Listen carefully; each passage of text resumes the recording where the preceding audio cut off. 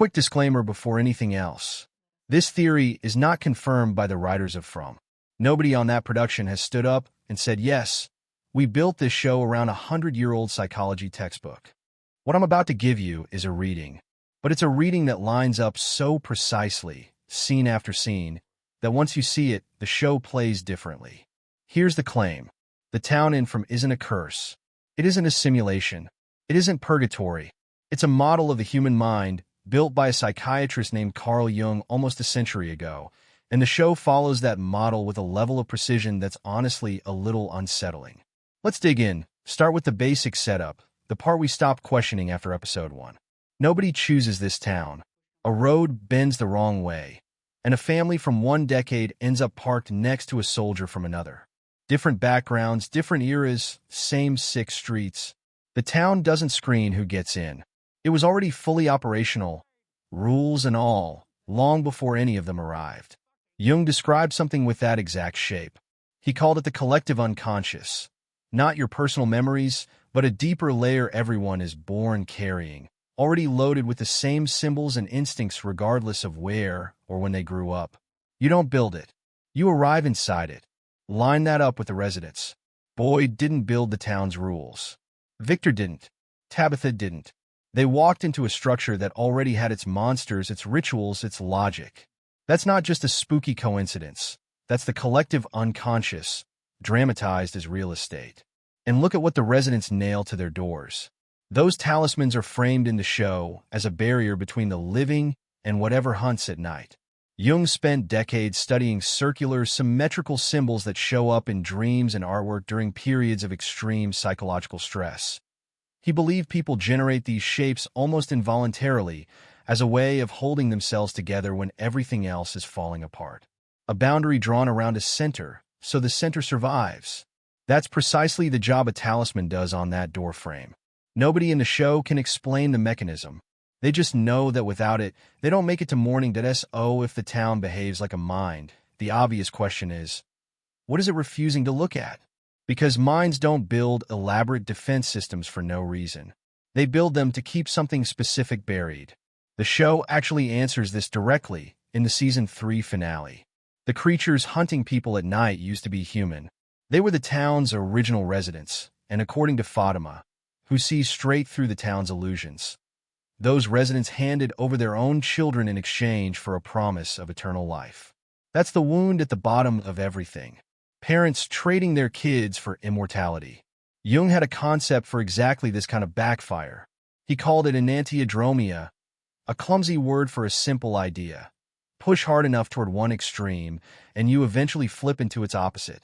Chase pure light with enough force, and you manufacture darkness. The founders wanted to cheat death completely. And what did they become? Death itself. Creatures that can't die, that return every time they're put down, wearing familiar faces to lure their targets close. The wish for eternal life produced eternal killing. That's about as clean an enantiodromia as horror television has ever staged, and a mind carrying a wound this size doesn't sit quietly. It leaks. And From is full of characters who function like symptoms of that leak. Take Sarah from season 1. She hears voices that don't belong to her, telling her to do things she wouldn't otherwise do, including killing her own brother. The lazy read is that she's simply unwell. But watch how the show frames it. Those voices arrive from outside her will and override it. Jung described something almost identical, a psychological complex, a cluster of charged, unresolved material that can seize control of someone's behavior as though it were a separate entity living inside them. Sarah isn't malfunctioning. She's a receiver. She's tuned to whatever the town is trying not to say out loud. Then there's the bigger symptom, the one that organizes everything else. The man in yellow. Season 4 gave us something huge here. We already knew, from season 3, that he was the voice on Jim's radio in season 1, warning him not to dig where his wife had dug. Season 4's premiere goes further. We watch him shed the yellow suit entirely and reveal himself as Sophia, the girl who arrived pretending to be a pastor's daughter. He's not a monster with one shape. He's a shapeshifter who wears whatever face gets people to trust him. And once that trust is used up, he discards the body. Right before Sophia kills the man she'd been using as a father figure, she says something that functions as close to a thesis statement as this show has ever given us. This is the part where people destroy each other from the inside. That's not how a typical monster operates. A typical monster attacks you directly. This one convinces you to turn on the person next to you. Jung called this mechanism the shadow, the parts of ourselves we refuse to acknowledge, which don't disappear just because we look away from them. Instead, they get projected outward, onto other people, onto other threats, until a community is fighting a war against an enemy that's really just their own buried material wearing a disguise. The man in yellow is that process given a body. He doesn't need claws when he can just point everyone at the wrong target and let them do the rest. And here's the detail that makes this reading feel earned rather than forced. You cannot fight a shadow with more force.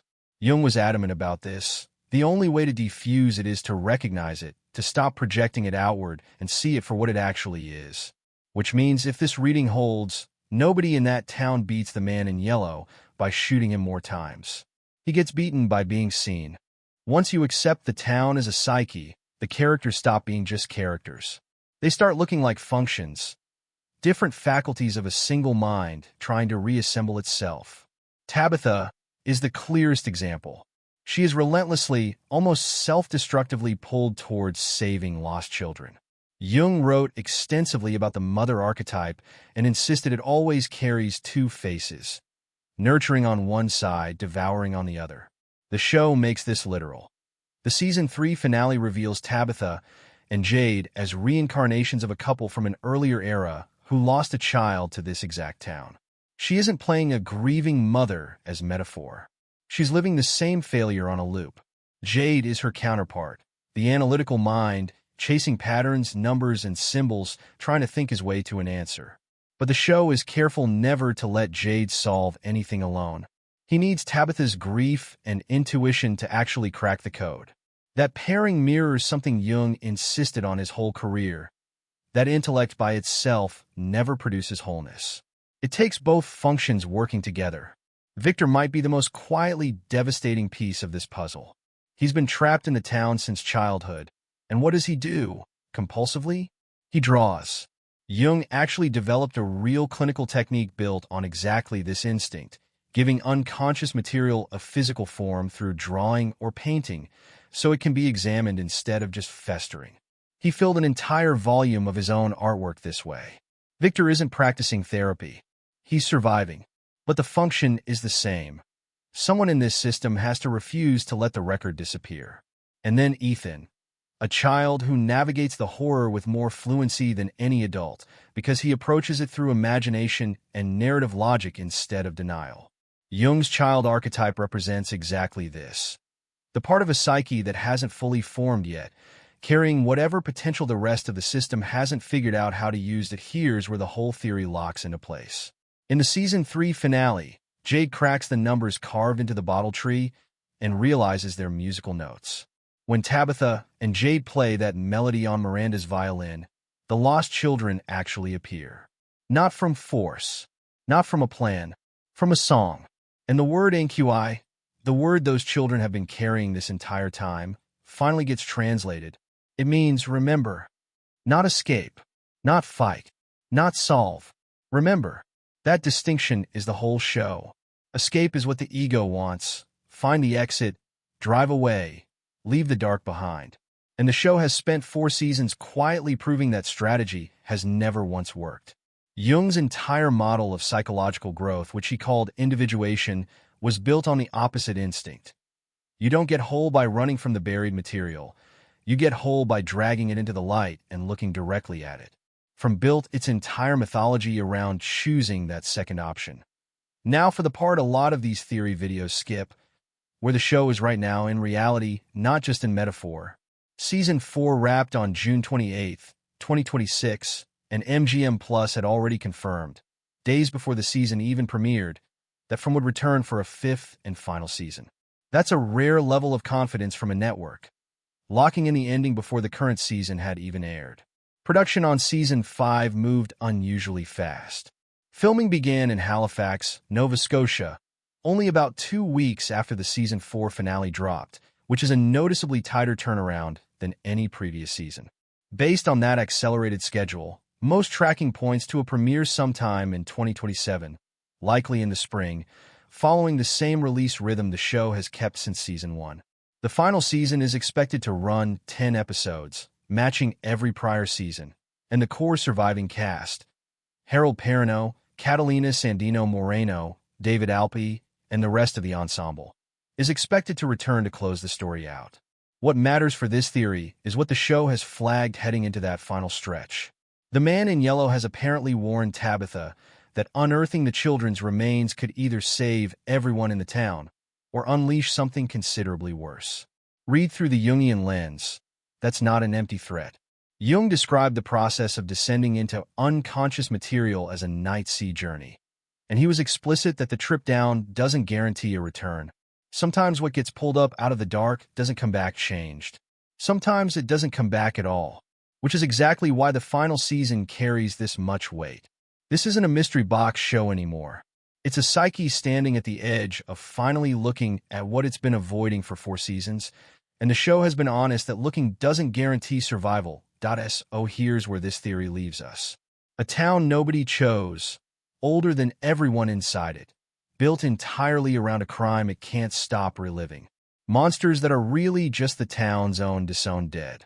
A shadow in a yellow suit whose entire function is keeping everyone fighting each other instead of facing the real wound.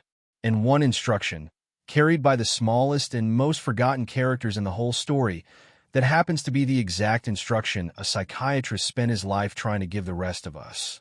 Remember, not so the past can hurt you again, so it can finally stop. I want to know where you land on this. Does digging up those children's remains in Season 5 save the town, or finally break it for good? Drop your theory below. I read every one of them, and the best ones end up in the next video.